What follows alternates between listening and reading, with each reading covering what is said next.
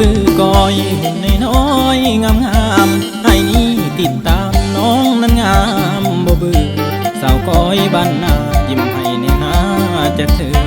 มักเจ้าล้นเหลือขอเมื่อน้ำสิได้บ่แก้มปล่อยลอยน้องสาวก้อยอยู่บ้านใดเป็นลูกสาวไผ่มางามถึกใจแท้นออยากเป็นแฟนเจ้าสิเอาบ่นอคนบ่รอมักเจ้ากระโดดขอเนเด้อขอเป็นแฟนเป็นแฟนอายมาเป็นแฟนอายสิให้สบายทุกอย่างสินั่งเฮียงข้างบาดเจ้ายางสิควงแขนย่ำกินสิป้อนถึงย่ำนอนสิกอดให้แน่นได้น้องเป็นแฟนคงแสนสุขใจสาวซื้อกอยคอยมักเจ้าแห้งแห้งอีลาคำแพงมักเจ้าแห้งตอนนี้เห็นใจอายแน่แม่สีแพ้แก้มบีบีผู้ชายคนนี้สิมักแต่เจ้าจนฮอดวันตาย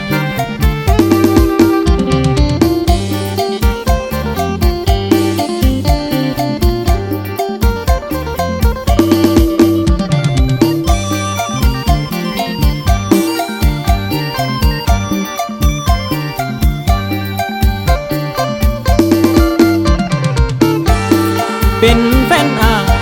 มาเป็นแฟนอายสิให้สบายทุกอย่างสินั่งเฮียงข้างบาดเจ้ายางสิควงแขนย่ำกินสิป้อนถึงย่ำนอนสิกอดให้แน่นได้น้องเป็นแฟนคงแสนสุขใจสาวซื้อกอยคอยมักเจ้า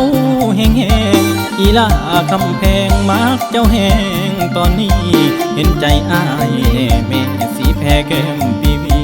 ผู้ชายคนนี้สิมักแต่เจ้าจนฮอดวันตาย